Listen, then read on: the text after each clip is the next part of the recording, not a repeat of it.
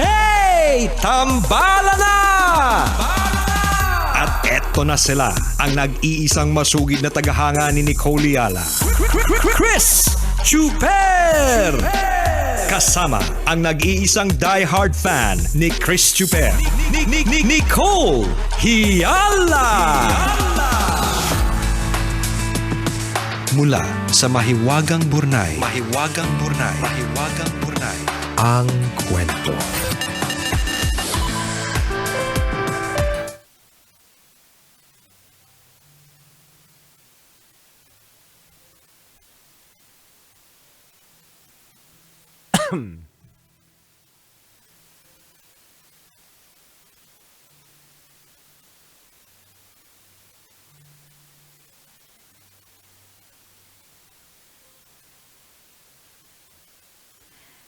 Dear Nicole and Chris, itago niyo na lang ako sa pangalang Claire, isang masugid na taga-subaybay ng Tambalan. Estudyante pa lang ako at wala pang masyadong alam sa realidad ng buhay, tambalanista na ako. Sa radyo pa ako nakatutok noon. Ngayong may asawa at 2-year-old baby na, certified tambalanista pa din ako. Yun nga lang, sa podcast na ako nakikinig at sumulat ako para sabihin na nahihirapan at nalilito na ako sa buhay ko ngayon. Baka sakaling mamotivate ako na huwag bumigay at sumuko. Tambalan, lawit na kasi ang dila ko sa pagod. Nahihirapan akong pagsabayin ang pagiging nanay at pagiging empleyado bilang work from home kasi ako. Yung baby ko kasi ang gusto, maglaro lang kami maghapon. Pinupunta naman kami ng nanay ko sa umaga pero ako din pa rin ang gustong kalaro ng anak ko. Maliban dito, ang hirap din kasi ng trabaho ko. Nasa HR ako kaya lahat na lang kasalanan ko. Sa akin ay inis yung mga tao kapag may bagong patakaran o regulasyon na pakiramdam nila, hindi pabor sa kanila. Yung isang task ko nga gusto ko nang i-let go kasi ang sakit ng ulo o masakit sa ulo. Hindi ko naman masabi sa boss ko kasi kapag nilet go ko, wala namang sasalo. Mabuti pa yung asawa ko. Walang kailangan balansehin. On-site kasi ang trabaho niya. Gabi pang nakakauwi dahil ang layo ng opisina niya. Tambalan, hindi lang isang beses ko naisip na mag-resign at mag-focus sa pagiging nanay. Kaso hindi naman namin kakayanin ang mga gastusin kung isa lang ang nagtatrabaho sa amin. Nahihiya din ako sa boss ko kasi grabing flexibility ng schedule ang binibigay na niya sa akin. Kapag kailangan ko ngang mag-report sa opisina, pwede ko pang isama ang baby ko. Ano kaya dapat kong gawin, Nicole and Chris? Salamat sa inyong payo at mag-iingat po kayong lagi. God bless you both. Ang inyong tambalanista, Claire.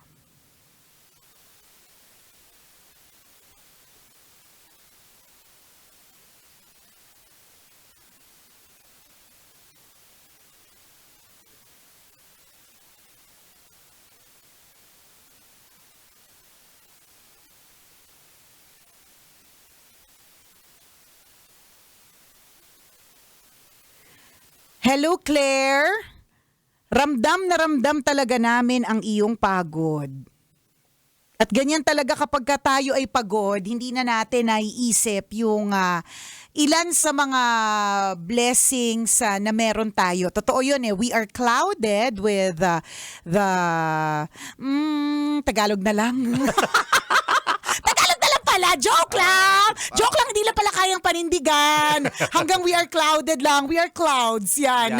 Diba minsan kapag napapagod tayo, o kaya pag stress tayo, hindi tama yung pag-iisip. Kaya pag galit, 'Di ba? Hindi tama yung mga nasasabi, hindi tama pag mataas ang emosyon, hindi tama ganyan. Kaya kailangan uminom ng isang basong tubig, huminga ng malalim, deep breaths, lahat gagawin para mahimasmasan kahit papaano at makapagdesisyon. So obviously itong si Claire, pagod na sa mga eksenang pagiging nanay / pagiging empleyado, ganun. Pero alam mo kung tutuusin, Claire, una, hindi lang ikaw yung may ganyang klase ng setup. Marami po kaming working moms. Ang nakikita ko nga maganda sa kahit pa paano kung titingnan natin yung maganda una sa lahat, blessing magkaroon ng anak. Yes. Hindi lahat talaga nabibiyayaan ng anak. May mga iba na gusto nila maglaro maghapon kasama ang mga bata pero wala, sadyang hindi pinalad, sadyang hindi nila kapalaran yung magkaroon ng Junaki. So yung palang ipagpasalamat mo yan. Tsaka pasasan pa't maglalaki din yan. Ang paglalaroan na yan lalaki, hindi na ikaw. Emotional na kapwa niya. Yan, ganyan feelings na ang paglalaruan niyan. Hindi na ikaw, kabisyo. Ganun talaga. So, and alam mo, ang daming nga maganda sa setup mo work from home. 'Di ba? So, work from home. Although in a way talagang mahirap din talaga, natandaan ko na dati partner nung pandemic. Tas work from home tayo, 'di ba? Parang mas lalo nga ako wala natatapos. Actually pag nandito yung mga anak ko, wala ako natatapos. Totoo 'yun. Kaya kumbaga, gets ko yung nararamdaman ni Claire na parang nasa bahay ka lang naman, hindi pwede mo sabihin lang yung nasa bahay kasi talagang ang daming ginagawa. Tapos kapag ka nagde-demand pa ng sobrang atensyon ng isang bata, talagang mauubos yung oras mo, 'di ba? Kaya nga ang sabi daw nila, yung mga bata daw pinatutulog natin sa hapon para lumaki sila. Sa totoo lang, mas favorable kasi sa atin kapag ka natutulog sila, hindi para sa kanila. Kasi pag natutulog yung mga bata, mas nakakapagtrabaho tayo. Di ba? O pag natulog yan, kunyari mag-nap yan mga 2 oras o kaya 3. Di ba? 3 oras kang may magagawa. May magagawa ka sa trabaho, may matutupi kang mga nilabhan, di ba? Sabi ko nga sa'yo, yung kakilala kong mag-asawa, ayan, tulog yung mga bata, Oo, pwede 3 oras daw. Na-excite sila nung nakitang tulog yung mga bata. 3 oras, Pero huwag kang 3 maingay, oras. baka magising, dahan-dahan lang tayo, ha? Huwag kang diba? gagawa ng kaluskos, mga ganon, sabi nung mag-asawa. Gano'n, di ba? Kasi nga, maraming nagagawa habang tulog ang mga bata. Kaya alam mo, hindi totoo na para sa mga bata at lumaki sila na healthy. Hindi. Para po ito sa short time na mag-asawa. Charot, di ba? Mabilisan lang. Tuwa nga sila pag umaalis yung mga anak papunta sa school. Ayan. Ayan, ihatid mo na. May tagalan yung pag-uwi. Ayan, may oras. Mo na kayo sa pansitan bago kayo Ayan. umuwi, ha? Yung isa ko kang kakilala, partner kahit walang pasok, pinapupunta ng pansitan yung anak niya. Makaisa lang kay misis. Bili ka ng pansit, tagalan mo. Nakakalurky. So, Para may magawa. Oo, para may magawa. So, may mga ganon. Hindi ako expert, lalong-lalo na, sabi ko nga, sobrang taas ng respeto ko sa mga stay-at-home moms. Kasi talagang, hindi po talaga madali na habang nagtatrabaho ka, may batang nangungulit. Ang taas sa stress level niyan May batang nangungulit, nagzo-Zoom meeting ka, nag-decide yung anak mo na magpahugas ng puwet, 'di ba? Habang may kausap mo yung boss mo, 'di ba? Unlike kapag ka nasa opisina ka talaga, magagawa mo lahat ng magagawa. So hindi talaga madali yung setup mo. Ganun. Pero kung titingnan mo din talaga dun sa ibang aspeto, tingnan mo yung boss mo na willing dalhin yung baby mo kapag kailangan mag-report. Yung mga ganun na kapag ganun yung kumpanya para sa'yo, very lenient sa'yo, ine-extend lahat ng mga pwedeng i-extend, 'di ba? Na nakabaitan at understanding, 'di ba? Pinapautang ka. Sa true, 'di ba? Sige mo, nagpe-present ka, dala-dala mo yung baby mo, karga mo. Oh, 'di ba? Minsan nga pinapadede mo, di ba? Tingnan mo. Di ba? Yung bang mga ganun, ako para sa akin kapag you belong to a company like that, 'di ba? Isang napakalaking biyaya at kailangan suklian mo 'yon ng respeto, pagmamahal for your job, ganun. Kasi hindi lahat ng kumpanya ganyan Nakapagtrabaho na ako sa kumpanya na bawal ang kulay pink. Kailangan lahat kayo blue, black, lahat ng mga colors na malulungkot, 'di ba? Bawal doon ang blue na sky blue, kailangan midnight blue lang. Minsan nga pati Ganun. makeup dapat pare-pareho lang.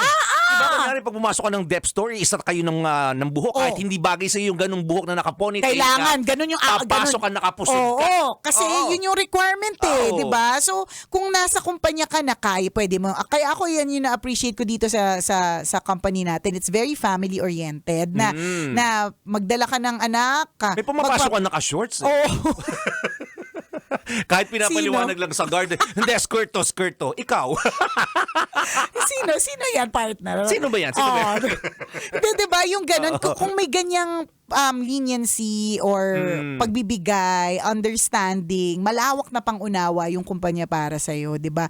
Hindi ba't dapat suklian mo ito ng pagmamahal for the job, ganon, di ba? Hindi namin kine-question yun.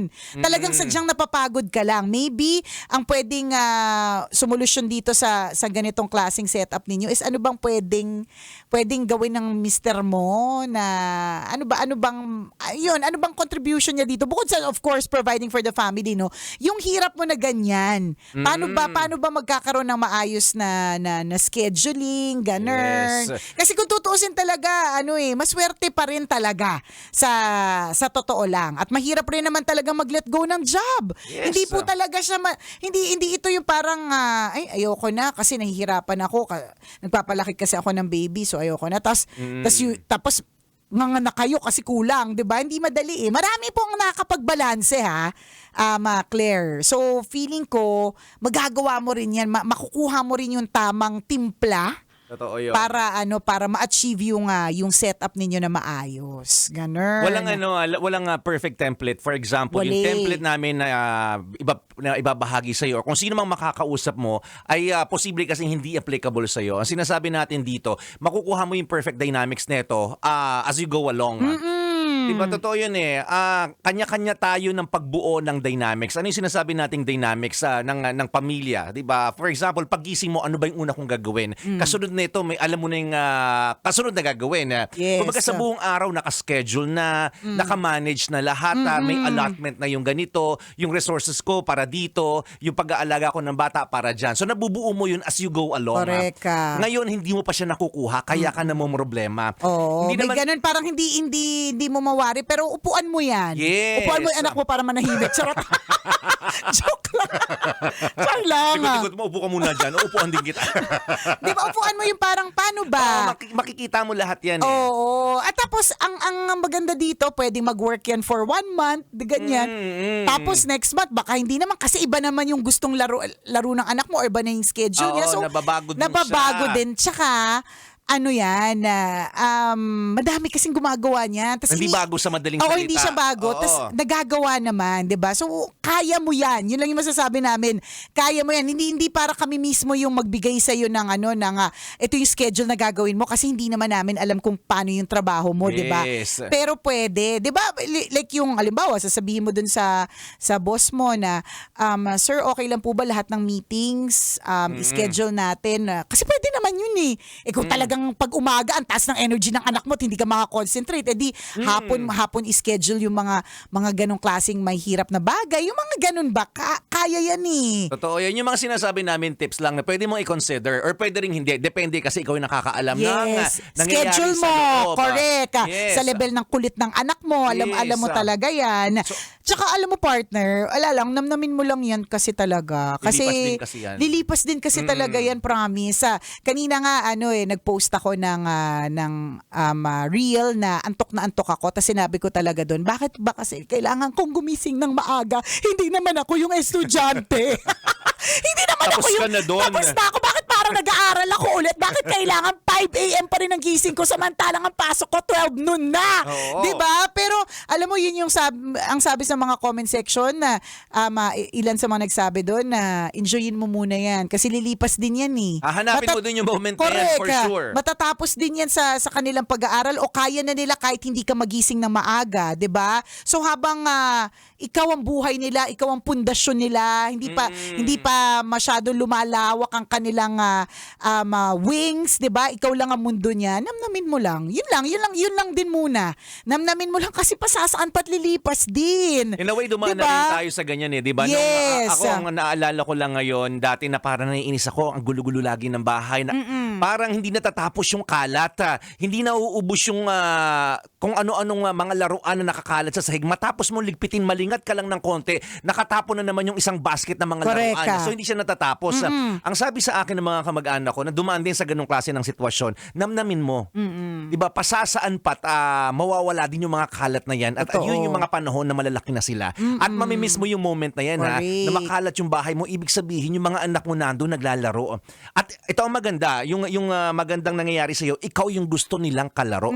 Mas nakakalungkot pag ang pinili nilang kalaro yung yaya nila. Totoo. O kung sino man at hindi ikaw. Kahit kayaan mo silang maglaro tas ayaw sa'yo, mas nakakalungkot yon. So sa pagkakataong ito, ikaw ang pinipili nila, namnamin mo yon. True. Pasalamat ka sa eksenang yon. Naalala ko yung isang commercial na very true siya to moms eh. So there are times when we feel like ang haggard na natin, ang pangit na natin. Totoo, feeling ko yan yung nararamdaman ni Claire eh. Pero in the eyes of a child, ang ganda ng commercial na yun eh, na sa mata ng anak niya, hindi niya nakikita yung laki ng puso ng nanay niya, yung haggard na muka.